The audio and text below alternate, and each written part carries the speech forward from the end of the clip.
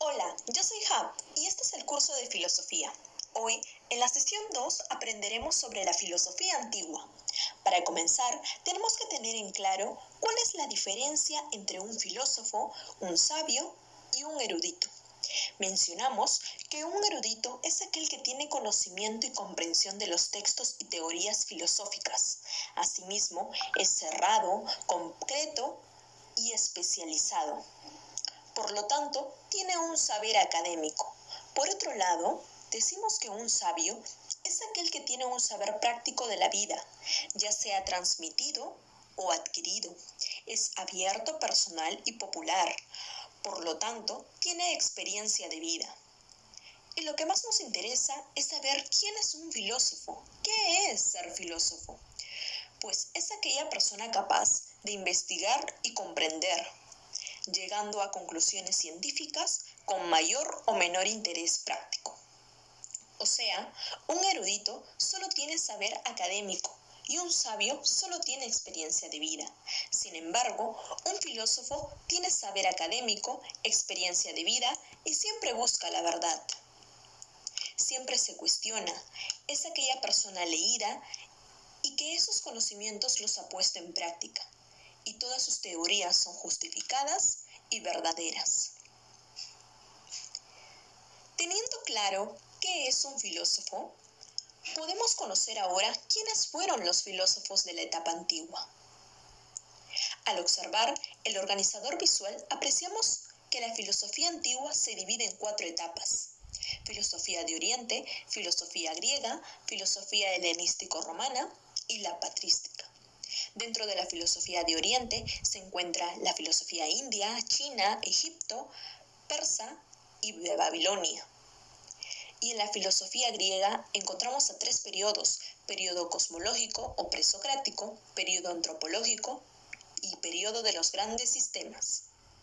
El periodo cosmológico presocrático se encuentran 5 escuelas: la escuela de Mileto, la escuela pitagórica, la escuela eleática, la escuela de las tendencias autónomas y la escuela atomista.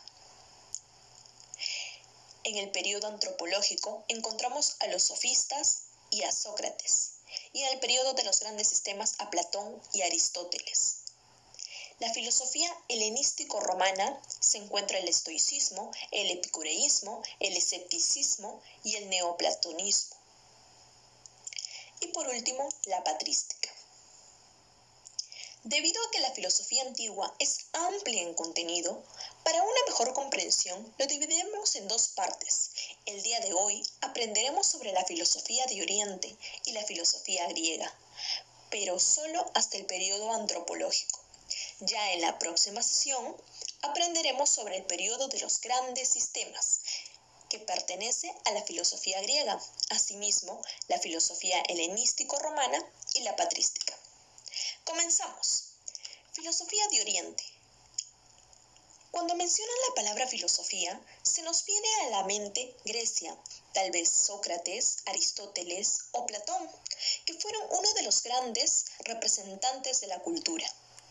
Sin embargo, mucho antes de ellos han existido otras culturas muy interesantes también, y que destacaron en su filosofía, como la persa, Babilonia, Egipto, China e India.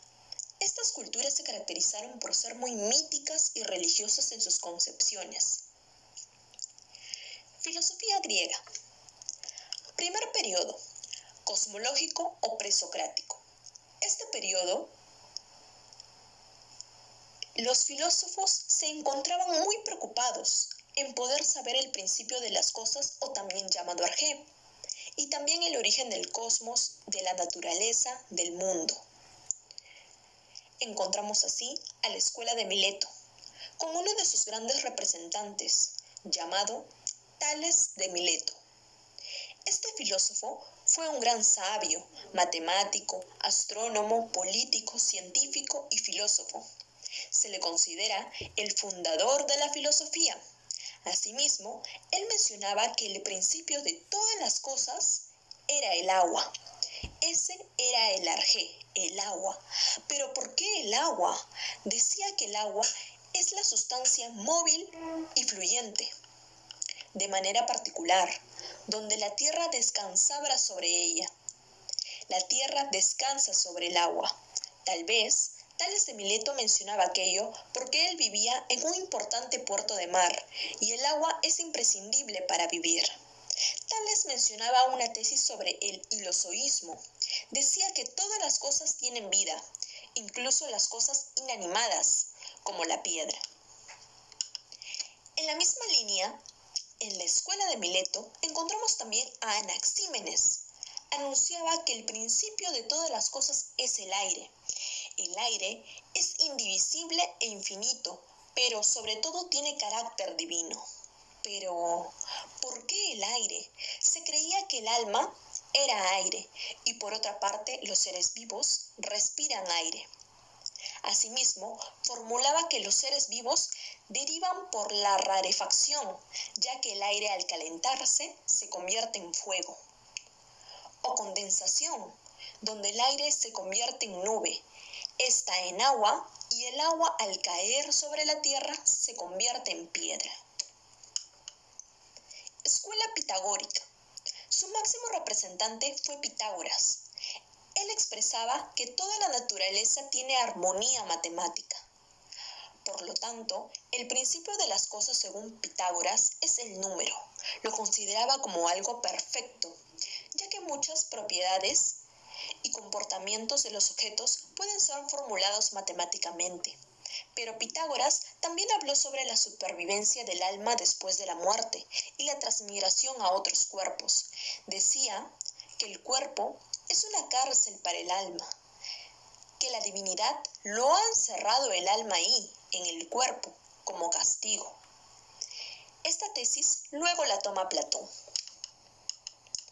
La escuela eleática. En esta escuela nos encontramos con Parménides.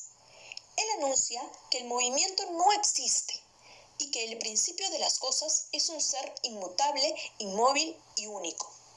Existen dos vías para el conocimiento, los sentidos y la razón. ¿Pero qué quiere decir eso? Los sentidos nos pueden engañar. Hasta puede parecernos que sí existe el movimiento, que sí existe un cambio. Sin embargo, no nos permitirá llegar a poder saber sobre el principio de las cosas.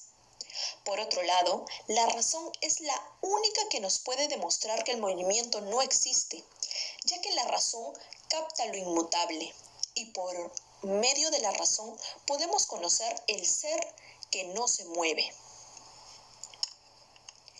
Escuela de las tendencias autónomas. Heráclito es considerado el padre de la dialéctica. Menciona que el principio de las cosas es el fuego, pero no nos referimos a la candela o a la hornilla de la cocina, sino a un principio combustible, un principio calorífico. En su teoría del devenir, formula que todo cambia y nada permanece. El universo es un continuo devenir en el que nada es idéntico consigo mismo porque todo está sometido a continuas transformaciones.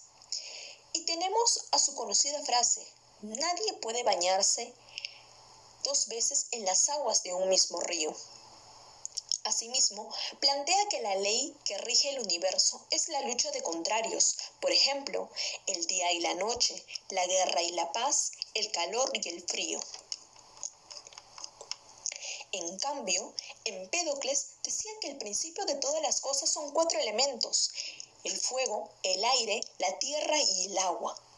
El conocimiento del hombre es limitado porque el hombre ve solo una pequeña parte de una vida que no es vida y conoce solo aquello con lo que casualmente se encuentra. Habla también del movimiento y la pluralidad de seres. Dice que al mezclarse estos elementos forman los seres que conocemos bajo 2 principios: el amor y el odio. Escuela atomista. Demócrito. Este filósofo planteaba que el principio de todas las cosas es el átomo. Los átomos son indivisibles, sólidos, homogéneos, inmutables, infinitos en número y en figura. Estos son tan pequeños que son indivisibles y poseen movimiento propio. Y eso lo podemos ver en las partículas de polvo cuando los rayos solares las iluminan. resaltar que los filósofos de las escuelas mencionadas no son los únicos que hay, solo hemos tratado de explicar a los más representativos. Luego viene el segundo periodo, el periodo antropológico. Ellos ya no se encargan del estudio del cosmos y el arjé, sino se interesa por el hombre, la moral, la política. Dentro de este periodo encontramos a los sofistas y a Sócrates. En aquellos tiempos, Atenas se convirtió en el centro cultural del mundo griego y en el bastión de la democracia esclavista, con asambleas populares y tribunales de justicia establecidos.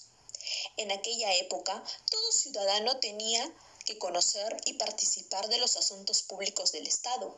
Para poder participar el ciudadano, debía tener una buena educación y, sobre todo, dominar el arte. Y la pregunta es, ¿quién va a enseñar a los griegos estos conocimientos? Los sofistas. Los sofistas eran grandes sabios, cultos, se hacían llamar educadores y al ser extranjeros recogían muchos conocimientos de los lugares a donde iban. Su conocimiento lo lucraban, o sea, cobraban por enseñar. Así, enseñaban la retórica, oratoria, erística, gramática, entre otras áreas también importantes. Eran grandes oradores, relativistas y escépticos. Decían que no existe una verdad única, porque cada persona tiene su propia verdad. Cada persona piensa por sí mismo y tiene su verdad. Y también mencionaba que el conocimiento para el ser humano era limitado. El hombre no podía conocer todo. Entre los sofistas más reconocidos tenemos a Protágoras y a Gorgias. Protágoras. Él se autodenominó sofista.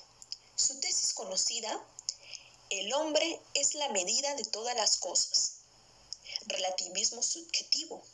Decía que es imposible tener una verdad universal y absoluta para todas las cosas. No existe una verdad única. Se considera un relativista cultural porque define que cada pueblo tiene sus propias costumbres y leyes y cree que las suyas son mejores que las de otros pueblos. También define el valor de la cultura como algo indispensable para el ser humano y que nos diferencia de los animales. Gorgias, en su tratado acerca de la naturaleza o del no ser, dice que nada existe. Y si existiera algo, pues no podría ser conocido. Y si pudiera ser conocido, no podría ser comunicado ni explicado a los demás. Demuestra que no coinciden la realidad, el pensamiento y la palabra, destruyendo así la tesis de los filósofos de la escuela eleática y renunció al conocimiento objetivo para dedicarse a la oratoria.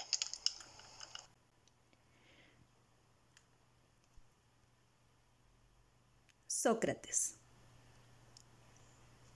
Sócrates fue un ex-sofista. Se dedicó a reflexionar sobre sí mismo y sobre la vida del hombre en la ciudad. Pensaba que la vida sin este tipo de reflexiones no merecía ser vivida. Él sí creía en la verdad, en la posibilidad del conocimiento. Decía que a través de la sabiduría conocemos la virtud. El que más conoce, el que más estudia, es más sabio. Esos conocimientos los demuestra haciendo el bien y se vuelve bueno. Pero, ¿cómo se logra eso? A través de su método, que consistía en hacer preguntas que hagan descubrir al otro su propia ignorancia, también llamado ironía. Sócrates sofocaba a los que se creían sabios con bastantes preguntas, hasta que ellos se sofocaban y aceptaban que no sabían nada. Desde ese momento, Sócrates comenzaba a recurrir a su técnica de la mayéutica intentando que esa persona llegue a descubrir la verdad de las cosas por sí mismo. No enseñó ni dictó doctrina propia. Sócrates ayudaba a parir ideas. Sócrates ayudaba a que la gente piense.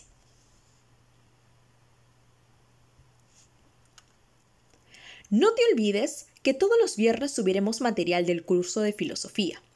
Eso fue todo por hoy. Yo soy Hab y esto es Edurdual, conocimiento a tu alcance. Gracias.